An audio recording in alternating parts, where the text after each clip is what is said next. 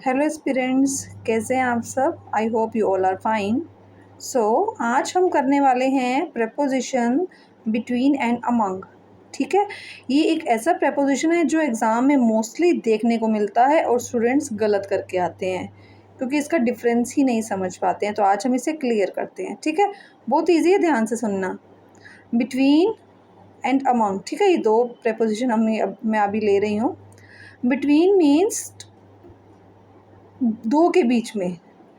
ठीक है, between means दो के बीच में कोई चीज़ है जो हमने बांटनी है दो के बीच में।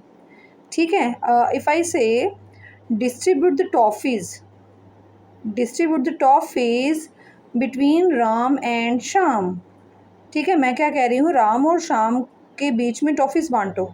ठीक है, यहाँ क्या हम यूज़ करेंगे, बिटवीन मीन्स दो के बीच में अगर कोई चीज़ हमने बांटनी हो देन वी यूज़ बिटवीन।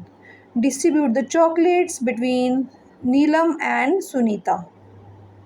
ठीक है, बिटवीन का यूज़ हम किन्हीं दो पर्सन, जब भी आपने देख लिया ना कि यहाँ दो पर्सन सेंटेंस में दिख रहे हैं और ऑप्शन में आपको दिख रहा है कि बिटवीन या अमंग है, तो आपने आंखें बंद करके बिटवीन लगा देना है। चलिए आगे चलते हैं अमंग पर।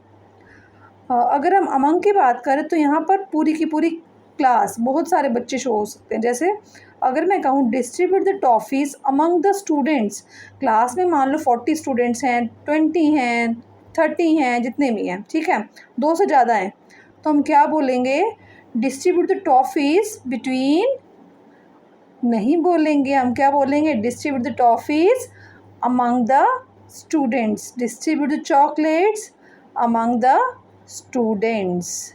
क्लियर है ये? क्लियर हुआ बिटवीन और अमंग का। बिटवीन दो के बीच में कोई चीज़ डिस्ट्रीब्यूट करनी हो और अमंग जहाँ पर बहुत सारे बच्चों के बीच में डिस्ट्रीब्यूट करनी हो। Thank you so much. Do like, share and subscribe if you like this video. Okay, bye.